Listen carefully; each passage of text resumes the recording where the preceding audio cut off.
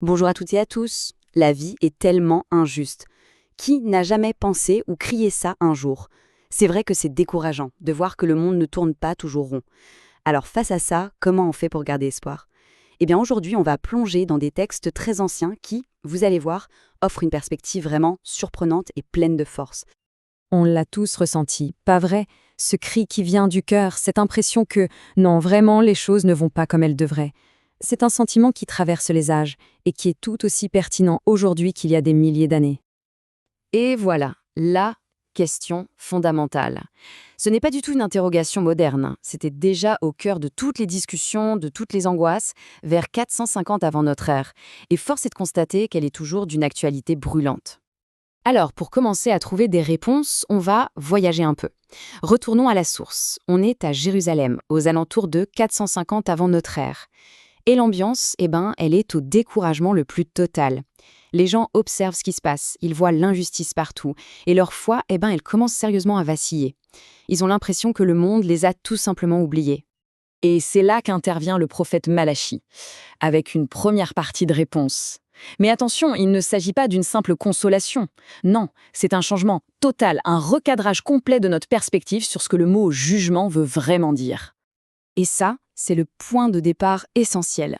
Avant même de parler de justice ou de jugement, le texte nous place dans un cadre bien précis, celui de l'amour.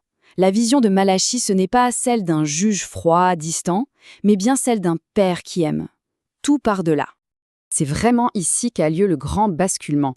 On oublie l'idée que le jugement, c'est une punition, une destruction. Malachi nous parle d'une lumière qui purifie, d'un soleil de justice qui ne vient pas pour tout casser, mais au contraire pour guérir, pour révéler la vérité et ce qu'il y a de plus authentique en chacun de nous. Pour nous faire comprendre ça, Malachi utilise une métaphore magnifique, celle de l'orfèvre. Le feu divin, ce n'est pas un feu qui détruit tout. C'est un feu qui brûle ce qui n'est pas essentiel, ce qui est paille, ce qui n'est pas amour.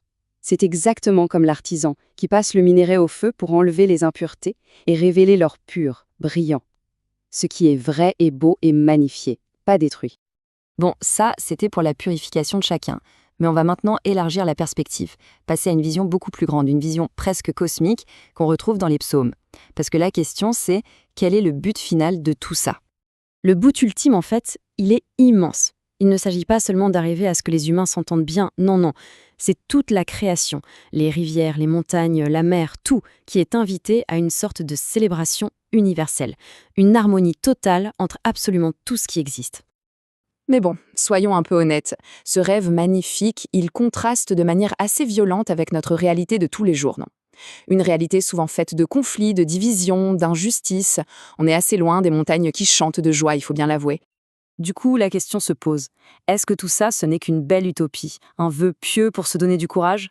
Eh bien, selon ces textes, la réponse est non.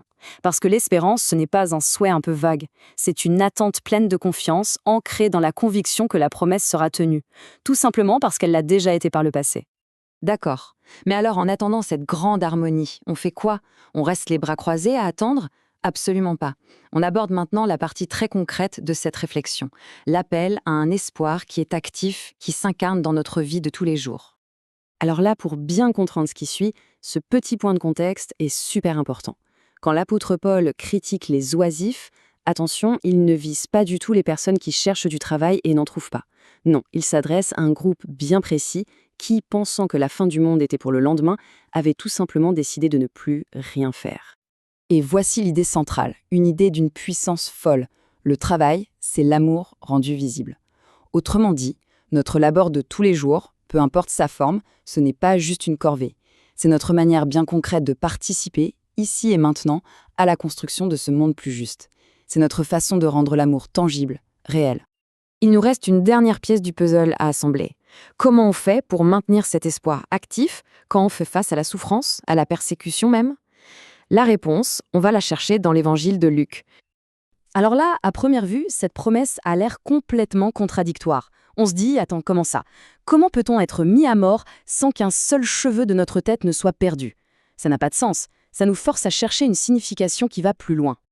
Et voilà comment le paradoxe se résout. La promesse, en fait, elle ne concerne pas une invulnérabilité physique. C'est l'assurance que notre être le plus profond, Le noyau de notre personne, ce qui fait notre véritable identité, ça, c'est en sécurité. C'est gardé précieusement, bien au-delà de n'importe quelle atteinte matérielle ou physique. Le point crucial, il est donc là. Le but de toutes ces prophéties, ce n'était pas de prédire l'avenir comme on lirait dans une boule de cristal. Le but, c'était de guider le présent, de donner la force, la sagesse et l'endurance nécessaires pour traverser les épreuves d'aujourd'hui avec confiance. Au final, tout nous ramène à cette question. Les textes qu'on a explorés ensemble semblent nous dire que l'espoir, ce n'est pas quelque chose qu'on attend passivement en regardant le ciel. C'est une force qu'on choisit activement de construire, jour après jour, par notre persévérance et par notre travail qui, justement, rend l'amour visible.